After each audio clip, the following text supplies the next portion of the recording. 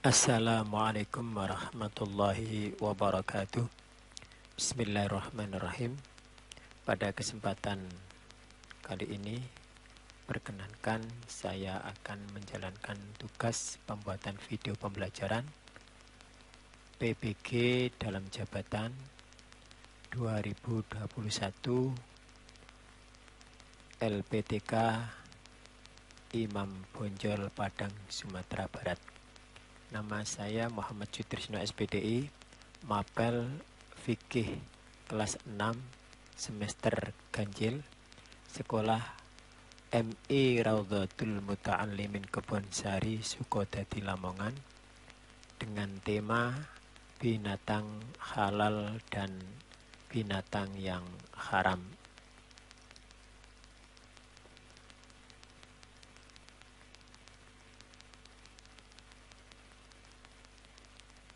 MI Raudhatul Muta'allimin Kebonsari, Sukodadi, Lamongan, Jawa Timur semakin berkembang, sukses, jaya, dan berkah fid dini wad dunya wal akhirah. Amin ya rabbal alamin. Bismillahirrahmanirrahim.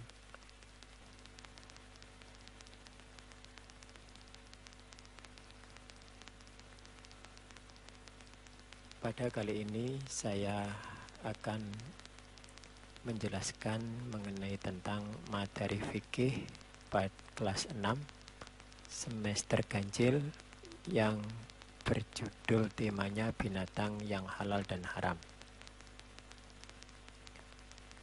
Adapun kompetensi dasar yang akan harus difahami oleh siswa adalah 1.3 menerima ketentuan binatang halal dan haram, 2.3 membiasakan mengkonsumsi binatang halal, 3.3 mengidentifikasi binatang yang halal dan haram dikonsumsi, 4.3 meyakini klasifikasi binatang halal dan binatang yang haram.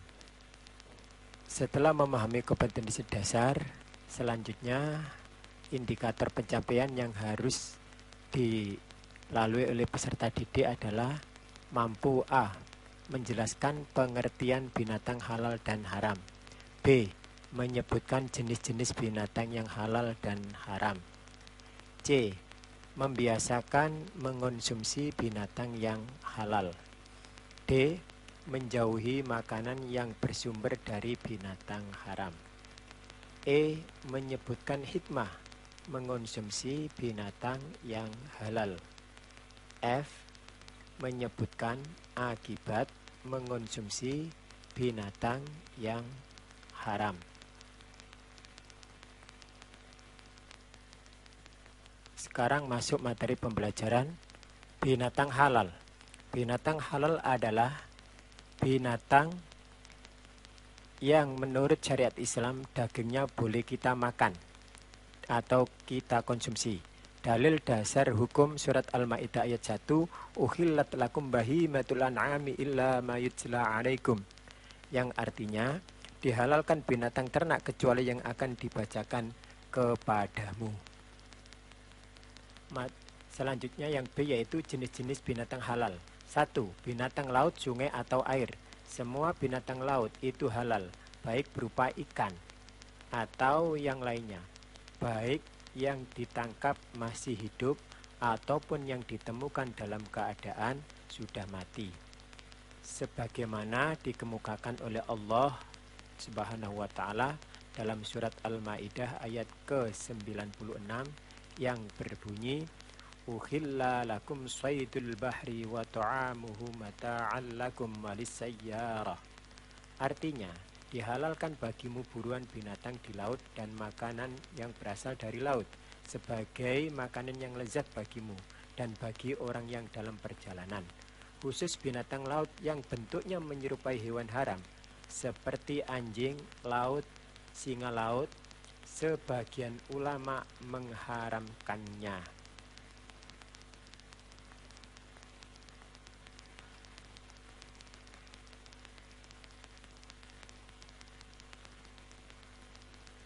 Selanjutnya yaitu binatang yang halal kedua adalah binatang darat. Di antara binatang darat yang halal untuk dimakan dan dinyatakan langsung oleh Allah Subhanahu wa taala dan Rasulnya adalah sebagai berikut. A. Binatang ternak seperti unta, sapi, kerbau, kambing, biri-biri, domba atau rusa, dan ayam serta kuda. Dalil atau dasar hukumnya adalah surat Al-Maidah ayat 1. Uhillat lakum bahimatul an'ami illa ma yutla alaikum. Dihalalkan bagimu binatang ternak kecuali yang akan dibacakan kepadamu. B. Binatang yang bukan ternak berupa kuda, himar, liar, kelinci, belalang, dan burung-burung kecil. Selanjutnya C. Membiasakan mengkonsumsi binatang yang halal. Di dalam Al-Quran, Allah memerintahkan seluruh hambanya agar mereka makan makanan yang baik lagi halal.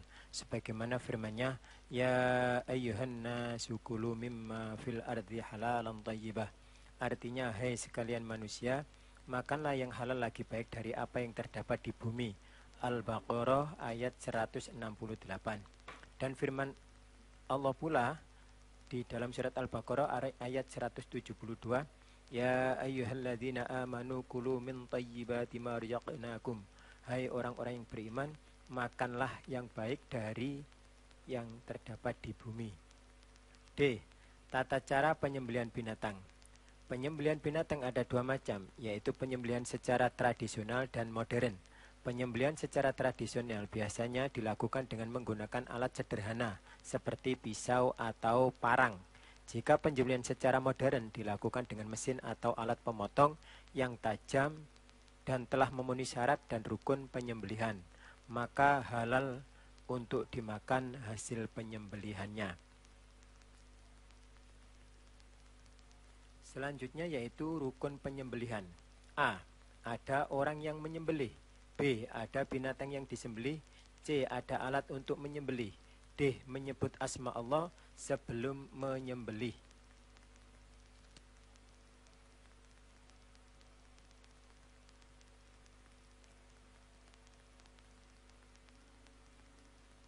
Syarat-syarat penyembelihan binatang. A. Penyembelihan harus orang muslim. B. Disembelih di lehernya hingga putus urat lehernya. C. Hewan yang disembelih masih hidup dan halal dimakan. D. Alat untuk menyembelih harus tajam dan kuat. Hikmah mengonsumsi binatang yang halal. 1. Meningkatkan ketakwaan kepada Allah Subhanahu wa taala yang telah memberikan petunjuk bahwa ada binatang yang halal dan sebaliknya ada binatang yang haram. 2. Meningkatkan rasa syukur kepada Allah Subhanahu wa taala yang telah menyediakan berbagai macam protein hewani dari binatang yang halal. 3. Dengan mengonsumsi daging dari binatang yang halal, berarti kita telah berhasil memelihara diri secara lahir dan batin. 4. Dengan makan daging hewan yang halal, zat protein yang terkandung di dalamnya sangat baik untuk pertumbuhan jiwa dan raga. 5. Sebagai ujian untuk menguji keimanan manusia, mampukah mereka untuk senantiasa berpegang teguh pada kebiasaan makan daging binatang yang halal dan menghindari yang haram. Binatang haram. Binatang haram adalah binatang yang menurut syariat Islam dagingnya tidak boleh dimakan atau dikonsumsi. Jenis-jenis binatang haram: 1. Binatang bertaring atau binatang buas. 2. Binatang yang berkuku tajam. 3. Binatang yang disuruh untuk membunuh yakni ular, burung gagak, tikus, anjing, dan burung elang. 4. Binatang yang dilarang dibunuh yakni semut, tawon, burung hudhud, dan burung suradi. 5. Binatang yang kotor atau keji disebut hasyarat, yaitu binatang darat yang kecil-kecil dan kotor seperti cacing, kutu, ulat, lebah, laba-laba, dan sebangsanya. 6. Binatang yang hidup di air dan di darat amfibi seperti katak, buaya, kura-kura, bekicot, yuyu, dan sebagainya.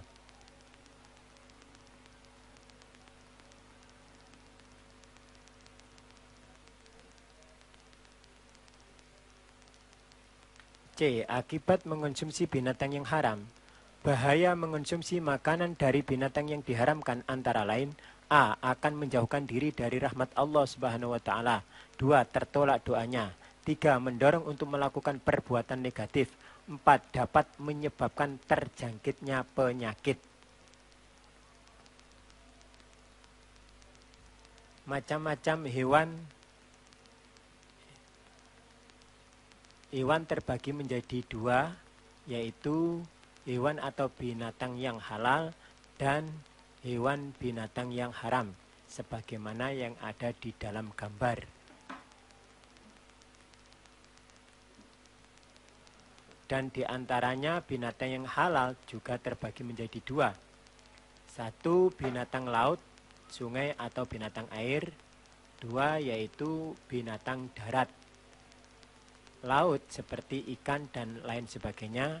Binatang darat seperti hewan ternak, sapi, kuda, kelinci dan lain sebagainya. Adapun binatang yang haram itu juga dibagi menjadi dua. Di antaranya adalah kura-kura, binatang laut, contohnya adalah buaya, kura-kura. Dan binatang darat yang diharamkan adalah babi, anjing, harimau, dan kera.